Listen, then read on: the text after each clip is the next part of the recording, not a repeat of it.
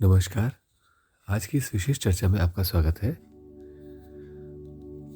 हमारे जीवन में नित्य निरंतर एक प्रकार का ऊर्जा का चक्र चलता ही रहता है।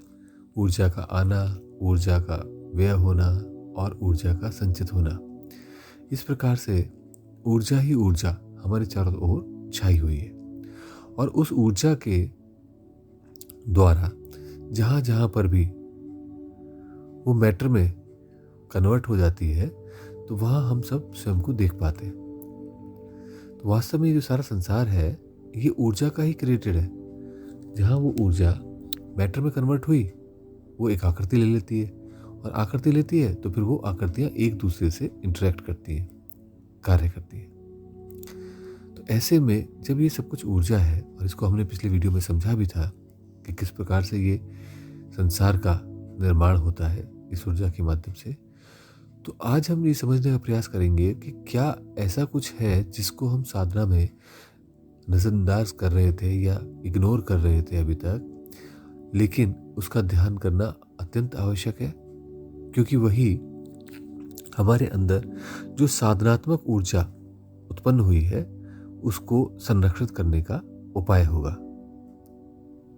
अब आप देखिए, साधना आप करते हैं, साधना करने के बाद में ऊर्जा आप में उत्पन्न होती है, आपको हल्की सी गर्माहट या थोड़ी ज़्यादा गर्माहट अपने अंदर ऊर्जा का अनुभव होने लगता है। और जब वो ऊर्जा का अनुभव होने लगता है तो उसके बाद में वो ऊर्जा धीरे धीरे धीरे धीरे हमारे 10 द्वारों से, 10 द्वार क्या क्या है, हमारी 5 ज्ञानेंद्रियाँ और 5 कर्मेंद्रियाँ, इनके माध्यम से धीरे धीरे वो रिश्ते रहते हैं।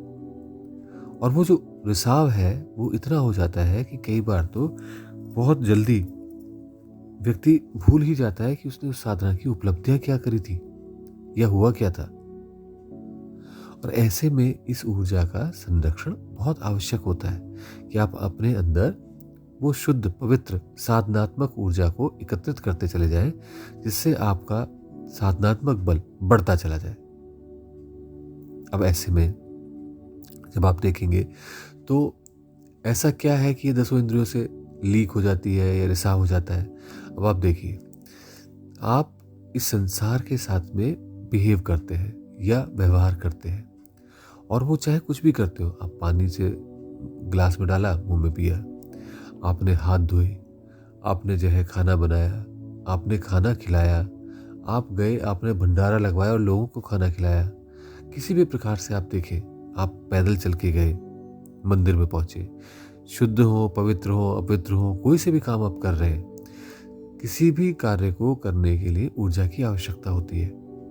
और जब ऊर्जा उसमें लगती है तो साथ ही साथ ऊर्जा का प्रवाह होता है उन पार्ट्स में भी जो उस कार्य के साथ में संबंधित हैं, जो इंद्रियां, चाहे ज्ञानेंद्रिय हो चाहे कर्मेंद्रिय हो, उसके साथ भी, और जो नहीं संबंधित है उनके पास भी। तो अगर आपका 90%, 80 to 90% एनर्जी फ्लो हो रही है उन ज्ञानेंद्रियों और कर्मेंद्रियों के पास जो कि उस पर्टिकुलर कार्य के लिए आवश्यक है, तो शेष ऊर्जा भी बह रही होगी बाकी सारी इंद्रियों के पास में। तो ऐसे में क्या होता है, सभी इंद्रियां थोड़ा थोड़ा रिसाव या उनसे ऊर्जा बहती रहती है। और ये ऊर्जा कहाँ जाती है, ये जाती है हमारे आभा मंडल में। अब हमारा आभा मंडल बन जाता है, कर्म करते हैं साथ ही आभा मंडल बनना शुरू हो जाता है। और इस आभा मंडल में हमारे जो विचार हैं, जितने दूषित हों, जितने शुद्ध हों, विशुद्ध हों, वो विचार इस आभा मंडल की अंदर भर जाते हैं। और यही जो है आभा मंडल फिर दूसरे लोगों के साथ में संपर्क में आने पर उनको प्रभावित करता है। तो उनके ऊपर जो प्रभाव पड़ रहा है, उत्पन्न हो रहा है, वो कैसे हो रहा है, वो उत्पन्न होता है आपकी ऊर्जा के रिसाव से, जो वहां तक पहुंच पा रही है उन तक। अब आप एक प्रकार से इसे और सरल भाषा में अगर समझने का प्रयास करें तो देखिए, कभी कोई घर पे आता है तो आपको बहुत अच्छा लगता है, और कभी कोई और आ जाता है तो आपका मन करता है क्यों आ गया। कभी कुछ लोग होते हैं जिनके पास बैठ करके आपकी ऊर्जा बढ़ने लगती है, कभी कुछ लोग होते हैं जिनके पास बैठ करके आपकी ऊर्जा का क्षय होने लग जाता है और आपको महसूस होता है कि ड्रेन हो रहे हैं हम तो। यार ये कौन आ गया, ये क्या है, ये व्यवस्था समझ ही नहीं आ रही। तो ऐसा जब होता है तो आप समझ सकते हैं कि कुछ एनर्जी सकर्स होते हैं, कुछ एनर्जी डोनर्स होते हैं और कुछ एनर्जी न्यूट्रल होते हैं। तो आपने अगर अपने संपर्क में आने वाले लोगों को समझने का प्रयास करेंगे तो आपको इन्हीं 3 कैटेगरी में वो लोग मिलने लगेंगे। तो इसलिए साधना की एक और उच्च सोपान है जिसके अंतर्गत हम अपनी इंद्रियों को सील कर देते हैं, लॉक कर देते हैं, उनसे होने वाले रिसाव को मिनिमाइज करने के लिए। तो अगर मान लीजिए आपकी ऊर्जा किसी केंद्र से बहुत ज़्यादा व्यय हो रही है या निकल रही है, ब्रह्मांड में जा रही है, और आप चाहते हैं कि उस ऊर्जा को, उस दिव्य ऊर्जा को अपने अंदर समाहित कर सके, तो उस दिव्य ऊर्जा को आपको अपने अंदर रखना पड़ेगा, रोकना पड़ेगा उस दरवाजे को, कि उस दरवाजे से पूरी पूरी बह के ना निकल जाए। ऐसा समझिए जैसे आप, एक नल होता है घर में, जिसे टोटी भी बोलते हैं, उस नल से जब पानी बह रहा होता है तो आप उस नल को रेगुलेट करते हो कि कितना पानी निकलना चाहिए। सारा पानी टंकी का नहीं बहा देते हो, थोड़ा थोड़ा बहाते हो, जितनी आवश्यकता है उतना लेते हो। तो इसी तरह से हमारी ऊर्जाओं को भी जितनी आवश्यकता है हमें बहिर्मुखी होने की, उतना ही जाने दें, और शेष को अपने अंदर समाहित करके, संयोजित करके एक प्रकार से सेव कीजिए, संरक्षित कीजिए। अब ये जो सारा विधान है, इसको एक बहुत विशेष नाम दिया गया और इसको कहा गया चौर मंत्र। ये चौर विधान होता क्या है कि वास्तव में इसे ऊर्जा को आपको पता भी नहीं चलता और आपकी ऊर्जा इस प्रकार से गायब होती चली जाती है, डिप्लीट होती चली जाती है। तो इसीलिए इसको कहा गया कि ऊर्जा का चुरा लेना, जिसके कारण से आप अपने अंदर ऊर्जा क्षीण होती चली जाती है। अब ये ऊर्जा को चुरा लेने का जो विधान या चोर विधान जो कहा गया है, इसमें एक एक इंद्रिय को आपको ऊर्जा के बाह्य प्रवाह को, उसको रेगुलेट करना होता है। जितनी आवश्यकता है, जितनी हमारे जीवन के लिए आवश्यकता है, उतनी वो बाहर जाए, शेष हमारे अंदर संरक्षित रहे। आप सोचिए कितना सुंदर विधान है ये, और इसी को चौर मंत्र के माध्यम से कहा जाता है। अब इसको बहुत तरीके से कर सकते हैं, मंत्र से कर सकते हैं, तंत्र से कर सकते हैं, योग से कर सकते हैं, लेकिन जिस भी प्रकार से आप करेंगे, आपको लॉजिक यही रहेगा कि आप अपनी ऊर्जा का संरक्षण करें, ऊर्जा को एकत्रित करें, ऊर्जा का क्षय ना होने दें, उस ऊर्जा को देर तक अपने अंदर बनाए रखें। तो इस प्रक्रिया का सारा विधान एक प्रकार से ऐसा विधान है जिसके माध्यम से हमारी ऊर्जा संरक्षित होती है।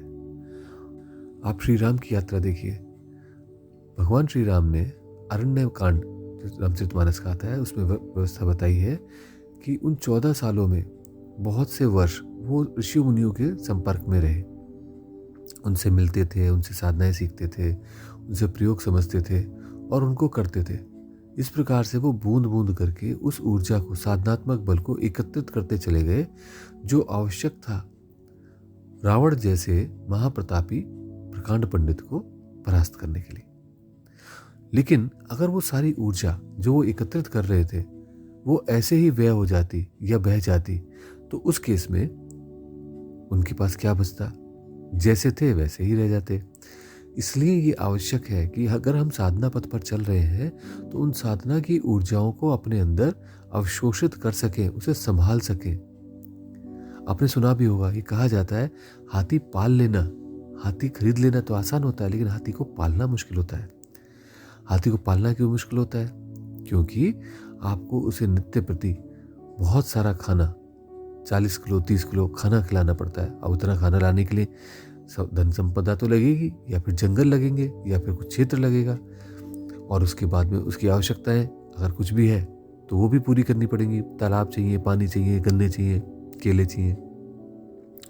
तो ऐसे ही अगर हम साधनाएं करते हैं तो साधनाओं में सफलता, सिद्धि प्राप्त हो जाना एक बात है, लेकिन उस सिद्धि को समाहित कर लेना, उसको संभाल पाना दूसरी बात है। तो इसलिए ये भी आवश्यक है कि आप इसका विधान का ध्यान रखें साधना करते समय, और इसे अपने अंदर ऊर्जा को संरक्षित करें। अब इसको करने के क्या तरीके हैं? आप 10 इंद्रियों को अगर दरवाजे उनके लॉक करना चाहते हैं, या बंद कर देना चाहते हैं, या कम कर देना चाहते हैं, मध्यम कर देना चाहते हैं, तो कैसे करेंगे? एक बार में तो एक ही जगह जा सकते हैं। तो इसलिए या तो मंत्रात्मक विधानों को यूज़ करें, तंत्र को यूज़ करें, या फिर योग को यूज़ करें। और योग का तो बहुत ही सरल विधान है कि आप किसी भी प्रकार से अपने केंद्र पर पहुंच जाएं, और केंद्र पर जैसा आप रेगुलेशन, जैसा शासन लगाएंगे, वो सारे शरीर पर अपने आप ही व्यवस्था हो जाएगी। तो जैसे मान लीजिए आपने अपने केंद्र पर ध्यान करना शुरू किया, यानी कि अपनी दृष्टि को, अपने अटेंशन को, फोकस वहाँ पे रखा, तो स्वतः ही सारे द्वारों की ऊर्जाएं मध्यम होनी प्रारंभ हो जाती है। और कुछ करने की जरूरत नहीं है। अभी द्वारों को अपने आप में संकुचित करने की जरूरत नहीं है कि आंखों को बंद करा या उन्मनी मुद्रा में लेकर आए, या नाक को भी जो है थोड़ी सी दबा के रखा, कान को भी बंद किया, ऐसे हाथों को भी बंद किया, मुद्राओं में लगा लिया। ऐसे करने की आवश्यकता मैंने अभी कही नहीं। लेकिन अगर आप मात्र अपने केंद्र पर भी आ जाते हैं तो स्वतः ही इन सबके द्वारा व्यय हो रही ऊर्जा मध्यम हो जाती है, कम हो जाती है, बहुत कम हो जाती है।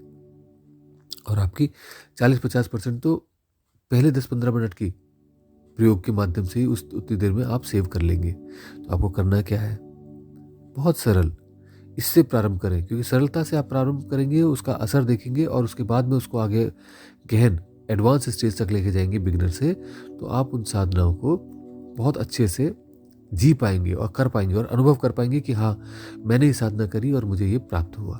लेकिन अगर आप उसके एडवांस के मोह में फंस जाएंगे और उसको, जिसकी योग्यता नहीं है अभी, उसे करने का प्रयास करेंगे, तो हो सकता है कि नुकसान हो या वो ना प्राप्त हो और डिसहार्टन हो जाए, उसमें से विश्वास हट जाए।